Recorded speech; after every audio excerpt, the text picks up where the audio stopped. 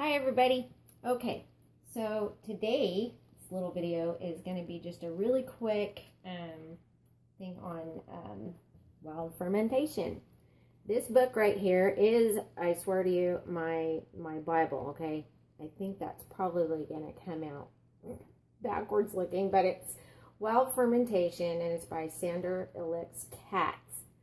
This book is awesome.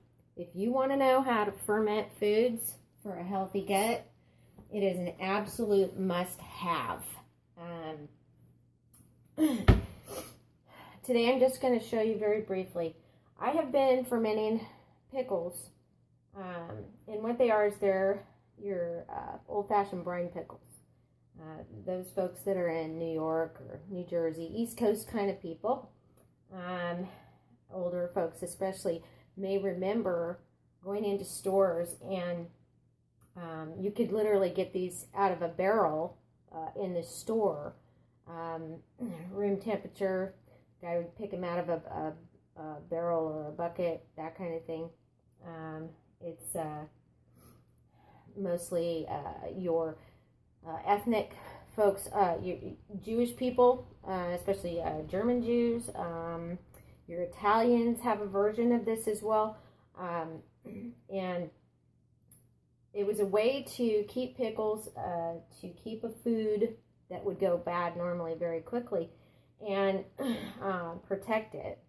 And it's really not rocket science. You can ferment your own foods very, very easily in your own home. It's so easy, it's ridiculous. And once again, I can't even stress enough of how amazing it is for your gut health. Unfortunately, nowadays we have so many issues with intestinal disorders and things like that, crazy viruses, things brought on by too many antibiotics and stuff. And you need to replenish your gut health. So just very quickly, these have been going for about 3 weeks now, so they're not quite ready yet. But what I'm going to run you through very quickly is that 3 weeks ago, I went out to my garden and I picked a whole pile of cucumbers and I brought them in. You wash them, you scrub them, you put them inside a food safe bucket like this, and then you make your brine. In the book, it explains to you what the brine it consists of. It is salt and water. That's it, salt and water. But you can also add things. Generally, you want to add some of your local yeasts.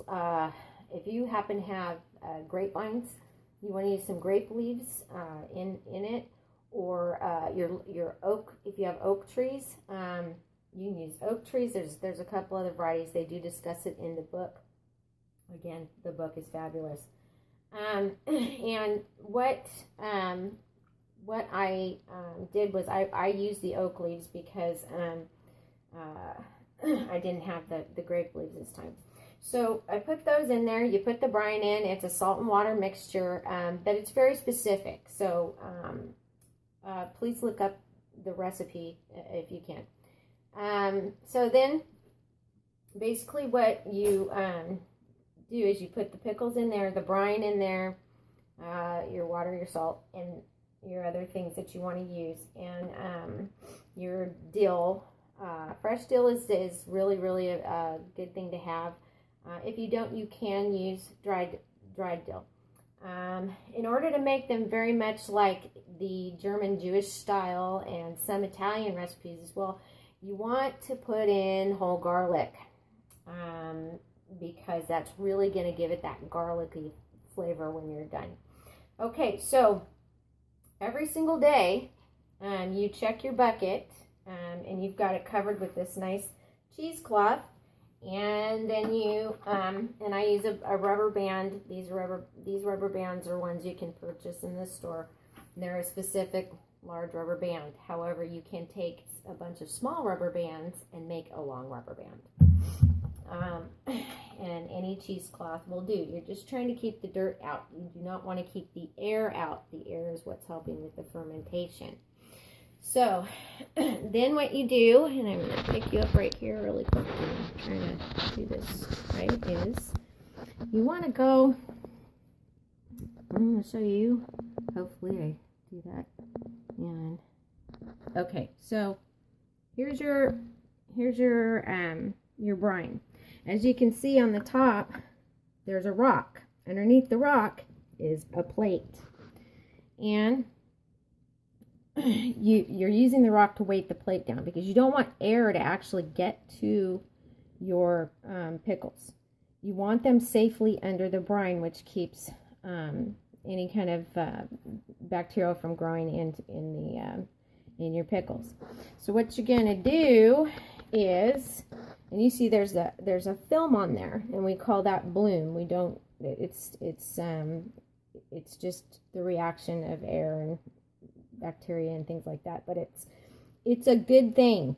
Please don't panic if you see this on top of your pickles. I've seen people go, oh my gosh, they're ruined. No, they're not. Read the book. They're fine. You skim them off every single day. Don't forget, please skim them off every day.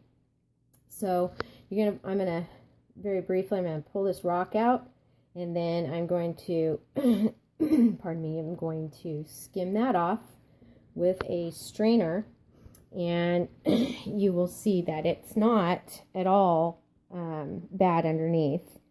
And then later, in another couple of weeks, we'll be able to tell what we've got as far as flavor on the pickles.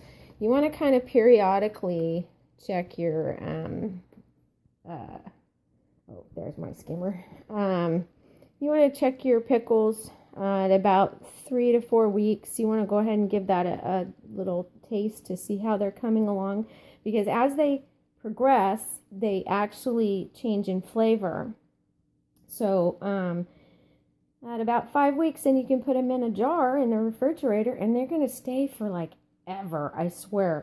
It's funny that I've had them in the refrigerator for as long as 8 months because I had so many and I couldn't quite get to them. They stay great once you've put them in the fridge. So basically, I'll show you here. I'm going to set this back down, and I'll show you. Here's the rock, okay? And if you look at the rock, it does have some stuff on it. That's completely acceptable. You rinse that off very quickly. Rinse that all off. And by the way, you need to make sure that when you first get a rock, and I use the rock because I just really like the rock. I like it better than using the jar with liquid in it, and that is simply because the jar can kind of get knocked over easily. The rock cannot. All right, now you're going to see here. You can see that. That's a film. That's not mold. That is bloom. That is good. And the reason it has a little blue color to it is because I used oak leaves, which is what caused that. And you're going to simply pick this up, dump it in your sink, and dump it in the sink. Excuse all the crazy vegetables all over my counter. I've been having quite the harvest lately. And you just keep skimming that out until you get what, get most of it out. Do not freak out if you don't get it all. It's not important. And I gotta tell you that the smell coming off of these pickles is absolutely phenomenal. This brine is doing so well. And basically, I just keep it in a corner of the kitchen, out of the sunlight, so that it maintains a pretty decent temperature, and that's what helps keep it fermenting properly for a while. And just keep skimming that off a little bit, and then, like I say, around about now, I can check the flavor of the pickles to see how they're doing. And I like to do that just to see how far along I'm going. And so now I'm going to pull this plate out. And, okay, so I'm doing really good. And then you can rinse the plate off if you want. Doesn't hurt anything if you don't. And you can definitely see the brine doing its thing in there. So I'm going to pull one out, and you're going to see, looks just like a regular pickle that you buy in the store. There's a couple brands out there that definitely are lean towards the brine pickle thing. So here we go.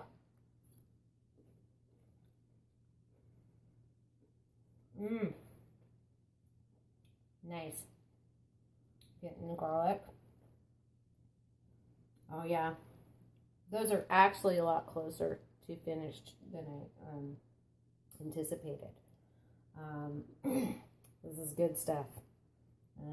I'm definitely going to go at least another week on them, but that's why you want to test them about after the first 3 weeks. But this is so simple. I can't even tell you. It's a great way to promote your gut health. It's a snack that you can always snack on anytime you want. So give it a try if you've been a little bit leery about trying brine pickles. It's really not, it's not rocket science. It's just pretty easy to do, and they are so yummy, and they are so much better tasting than store-bought pickles. I can't even tell you. So let me know what you think of the video, and your thoughts. If you've brine pickles, tricks, things you've done, flavors you've used, that kind of thing. By all means, I'd love to hear about it. And feel free to share this video if you'd like. I realize it's a little bit long. But anyway, well, the cat's hollering. He needs to go out. So I better run for now, but everybody have a really great day.